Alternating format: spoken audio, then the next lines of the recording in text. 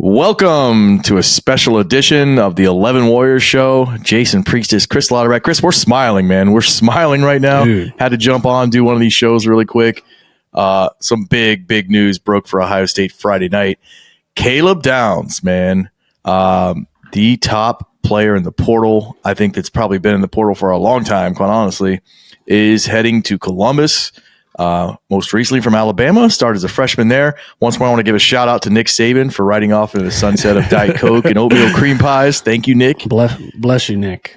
All right. I mean, you think about, we'll get into the down stuff in a second, but you think about all the battles Ohio State's had the last 20 years. They've come down Ohio State and Alabama. Kid goes to Bama, kid goes to Bama.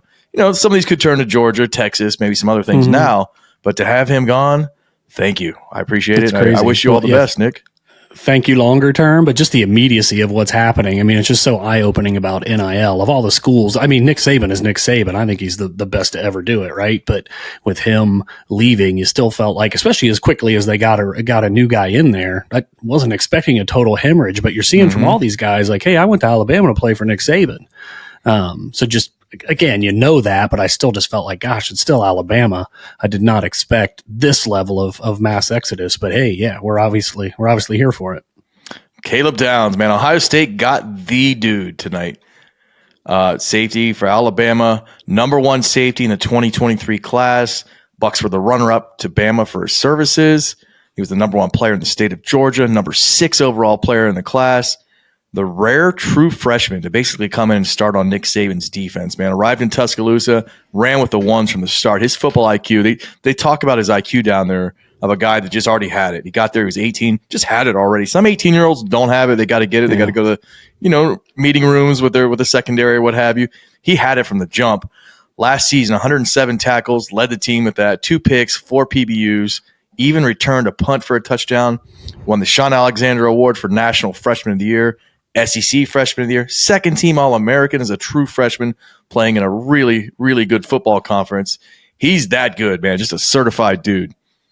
It's insane. I mean, you rattle off those accolades, and yeah, just remind you, like, as good of a year he had, like, he's got 2 more years. Like, he's going to play 2 years at Ohio State. It's not like this is some one and done type situation. He's just so established already. It's hard to believe that you're getting that caliber, that amount of just proven on field production. And yeah, oh, by the way, you're going to get 2 years out of the dude.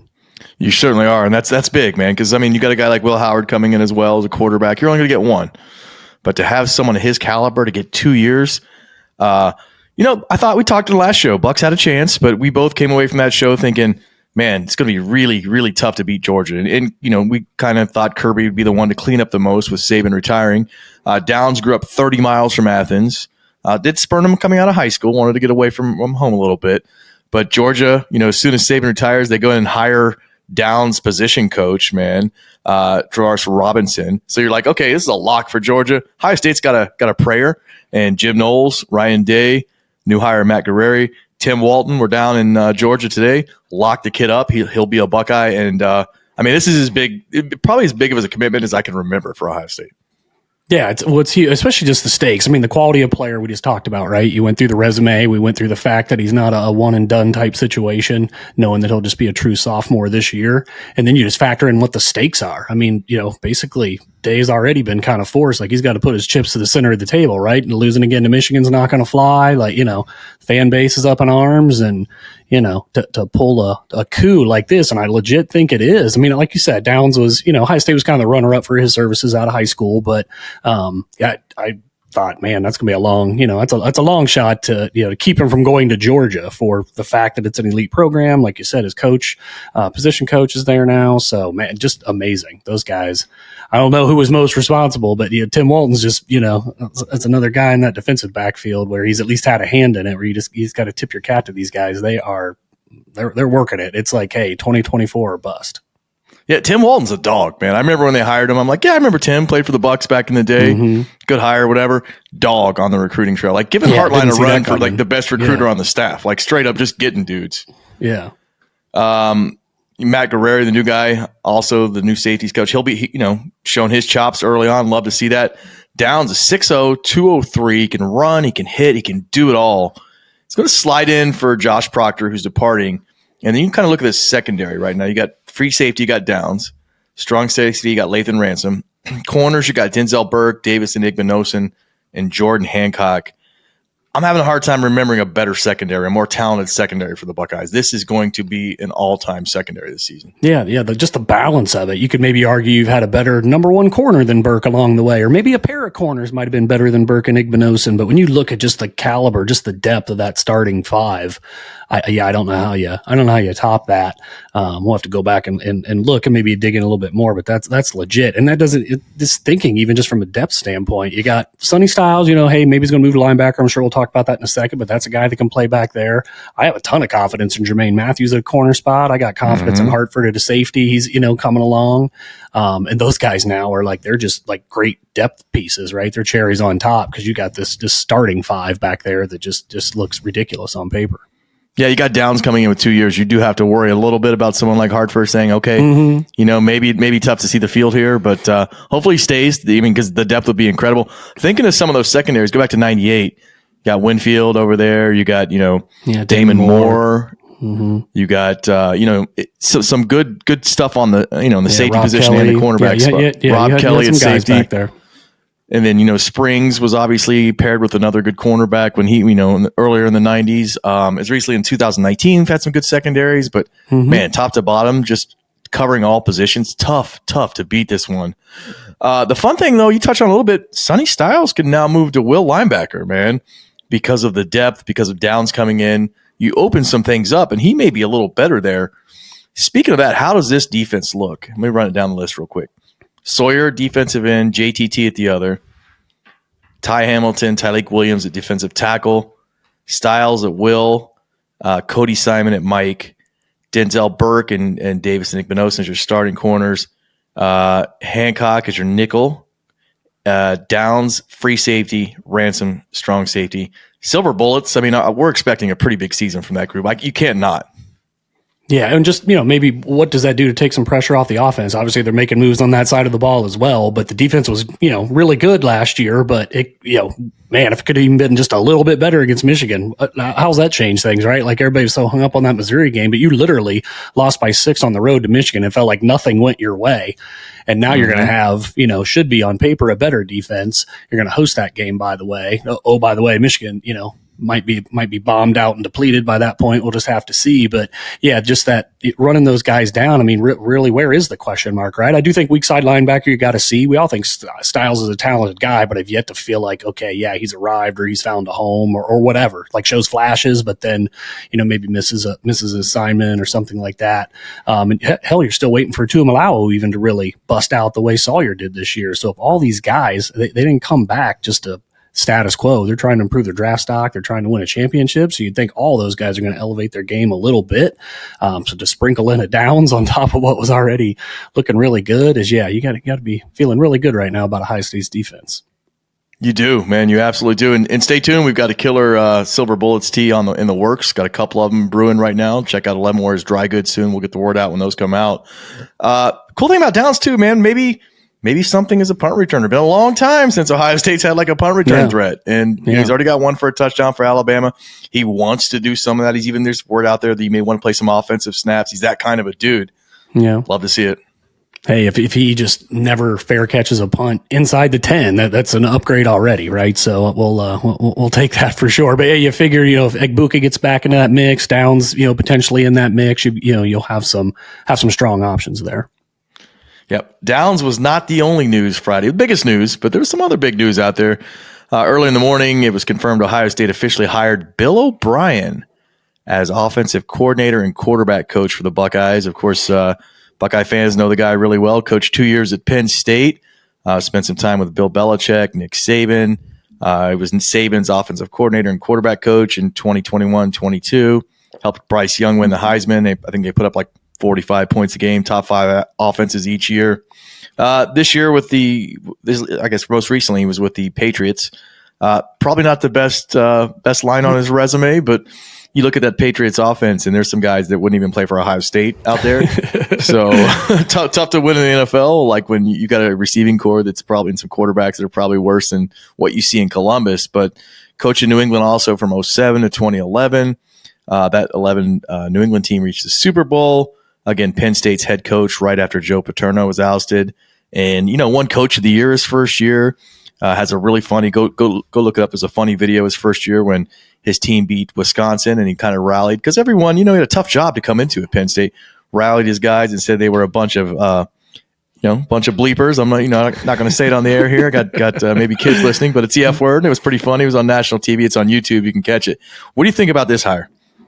Yeah, I mean, I'm into it. I can see where obviously Downs is like this home run. You've seen everything you want to see. But I just felt like, how it is. You read Twitter sometimes, like Thursday night, I was like, oh my God. Like there was just opposite ends of the spectrum, but it seemed like there was a lot more negativity than there was positivity, which, it's probably just Twitter in a nutshell. But I think overall, I mean, I saw some of the detractor comments where, hey, he was with Belichick and Saban for all that time and never won a Super Bowl or a national title. Well, okay, got Bryce Young up, Heisman. Bama lost 4 games when he was there. With the defense gave up 39.5 points a game over those 4 losses or something like that. And I'm not, hey, let's just see it, right? Like I like the move because I think if Day was going to give up play calling and be the CEO, that was not going to happen with some up and coming offensive coordinator type. That was not going to happen, right? You needed a guy where it's like, okay, I can trust this dude. He's been in the mix. Hell, he's ran a Power 5. He's ran an NFL team. He's been a coordinator for Belichick and Saban, the best to do it in the pros and the best to do it in college. That should be good enough for Ohio State fans, right? Like it takes a village though. It's not just the offense. You need a lot of things to go right for it, for a national championship to materialize. But I'm better than cautiously optimistic. I won't say I'm bullish on O'Brien, but I think that the fact of his just experience and whatnot and what it will do to make Day kind of be the CEO with as much talent as there. Overall, I feel fine with it, and I'm expecting that maybe I'll feel even better about it. Not likely to feel worse, but I also just want to kind of see it in motion a little bit, right? What about you? Yeah. I'm glad you talked about the experience because at first I was like, okay, it's going to be fine. Bill's a name. He's got lots of experience, a good offensive mind. And at first I was like, man, I wish it was like some young up and comer. But then I was like, wait, I remember Mike Yursich, and that was who he was supposed to be. So I'm going to be okay with this. And I just don't think Day gives it up if it's an up and comer, right? I mean, do you? Do you think he finally gives up play calling if it's, even Jason Candle? That's a name a lot of guys like. Right. And this is a guy that reminds me, similar to Kevin Wilson when he came over. And if you recall, we're old enough to remember Twitter being mad about Kevin Wilson. Oh, he abused players in Indiana. Yeah. Why are we bringing him in? And now guys are like, man, I wish Kevin Wilson was still here.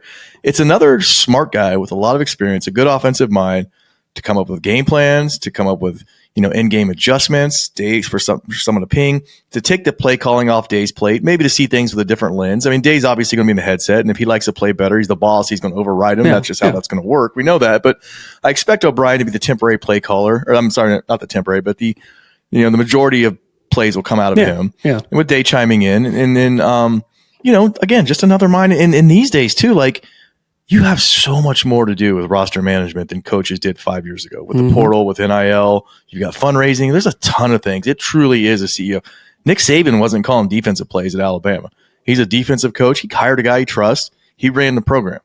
And that's where Day's hoping to make that similar step. Here's what he said about the hire. He said, I'm extremely pleased to be able to add Bill O'Brien to our coaching staff. He brings with him a wealth of knowledge and tremendous amount of success at both the NFL and collegiate levels. He is an excellent and experienced offensive coach who has run an NFL and Power 5 program and developed some truly elite players throughout his career. He'll be an excellent teacher and recruiter for us, and he absolutely strengthens our staff.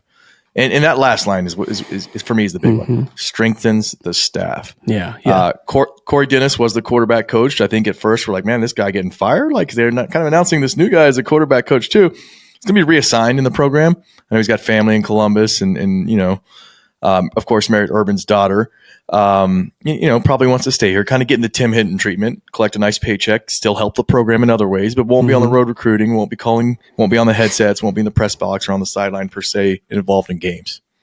Yeah, no doubt. And all that's fine. I mean, you can have a lot of guys doing that, doing those types of roles, and they can still add value, but being one of those, select few that can be assistant coaches, can recruit, can do all those kinds of things. Yeah, you got to make sure that's the best of the best. So it feels like, a smart move there. Do have one thing for you. So I'm thinking about O'Brien a little bit of just beyond the play calling and whatever, I feel like he's a hard ass, right? And he's been in the NFL where there's no BS, it's cutthroat, all that kind of stuff. And there's obviously a little bit of a narrative that, Day's tried to fight. But I think in some ways, it's not hard to believe sometimes at Ohio State. I don't want to say soft, but it could be a little tougher at times, right? Could impose their will, that kind of thing. Yeah. I feel like O'Brien is somebody, even amongst the staff, is not going to be afraid to pound the table. He's not going to be afraid to disagree with Day. Not going to be afraid to kind of shake things up a little bit. And he's probably not going to, I don't think any of the coaches call the players today, but just to make the point, I feel like maybe O'Brien probably comes through as a little bit tougher, more old school kind of guy. And I think that mixing with, the rest of that staff, offense and defense, feels like maybe something that might not hurt either. Do you think there's anything there, or is that just too, I think that's a great point. Speaky? No, I think that's a great point, man. He's a hard ass from New England, like, same neck of the woods as Ryan Day. And you're right, man. He's vocal. I mean, just called his team efforts when they beat Wisconsin as a Penn State coach that year. And, it was clearly a loving thing to say, but like most guys don't reach for that word. It's like a loving word. So that tells me a little bit about how he operates and how he thinks. And got an edge, that's a fantastic point. Yeah. Great point. He did win Coach of the Year for Penn State that year in the Big Ten. Yeah. I mean, they were down. They were like, he completely just, I don't want to say saved the program, but like, he galvanized that team that had nothing, man. Had everything stripped away from them, postseason ban, and they weren't going to be any good anyway. But they came out and looked like a team that was, trying to win and play for each other. I remember just as that was unfolding, right? That wow, like give this dude his props because this is a raging dumpster fire, and these poor kids had nothing to do with it. Yeah, and then he goes to the Texans. He leaves after 2 years. I think he was there 8 years. Goes to 6 playoff appearances. Wins the division multiple times. Like until this year, no one had done that with the Texans. Like to be able to do that, gave Deshaun Watson, like made him, had him play his best season under him. Clearly a top notch offensive mind. And for some of the people and some of the fans out there, and we've talked about this a lot on the show. There's a lot of hate. It's easy to hate, but just, we'll see how it plays out. I do remember Kevin Wilson getting hate when he was hired. And, yeah, absolutely. And a lot of these fans hating this would probably love to have Kevin Wilson on the sidelines or in the press box right now. But let's talk a little bit about Ryan Day's offseason. Lost his 3rd straight to Michigan. And it seemed worse at the time. I think some distance behind you, realizing how good Michigan is. I mean, McCord was the only quarterback to throw for more than 1 touchdown against that team. No one else scored more than 24 points against them. Ohio State had 24. That 3rd quarter rushing drive that was all runs with Travion capping it to tie the game, probably the most impressive drive on a very elite defense all season. So it was a tough loss. It sucks. I'm not going to sit here and say that, we should accept losses like that, but it's one of those losses that probably seemed worse in the moment than it does seeing Michigan go on and kind of do the same. Like what they did to Michael Penix was amazing. Made him look like a 3rd round draft pick. So Ryan, but he needed some stuff this offseason because again, the Cotton Bowl the starter transferred, the backup quarterback got hurt in the 2nd quarter. 3rd stringer was clearly not prepared, which might be the reason the quarterback coach is going to be working elsewhere in the program now, but he needed to do something this offseason and he's done it, man. He's delivered. Ohio State fans are galvanized right now.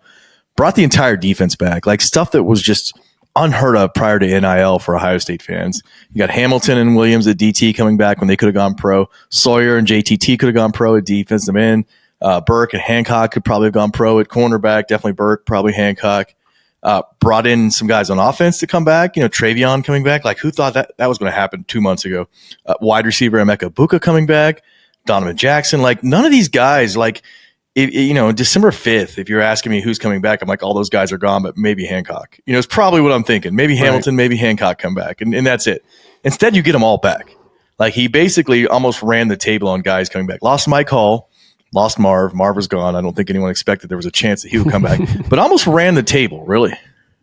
Yeah. I mean, what do you say? You summed it up very nicely. It feels like every domino that realistically could have fell Ohio State's way basically has since losing to Michigan and since losing to Missouri. I mean, lost a couple guys on signing day, whatever, but I feel like you've, largely rebounded. I mean, at this point, what missing piece is there, right? I think everybody's like, hey, go find us a tackle. Like there's still some room for, on the offensive line potentially if it, we got any more change in the scenario. Yeah. You got any more change in the couch cushions? We need one more tackle. We're good. They might need after spring in that window to get one so that, they can pass the hat around a little bit. But, you just, you stack all that up. It's just, it's just nutty. And good for him because I think some of the people that were bailing and some of the knee-jerk reaction, like you said, that all sucked, but they didn't lose to some terrible Michigan team. So, but now you got to piece it all together and you got to make it work. You do have a lot of new faces, including the staff. They're not, potentially not even done with roster and staff. So what does all that look like? You still got to make it all come together. It looks great on paper, but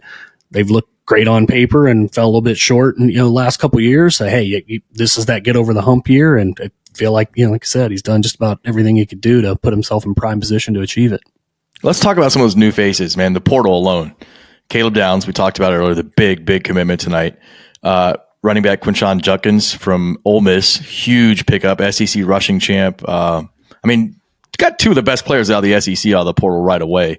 Quarterback Will Howard, Kansas State, big pocket guy, can run a little bit. Will be the quarterback here for 1 year. They needed something there. And then got Seth McLaughlin, the center from Alabama. Struggled against Michigan in that game, and a lot of offensive linemen have, but 3 years of a starter on the Alabama offensive line. You'll take that, and you hope that, he just had a bad game and could get back after it.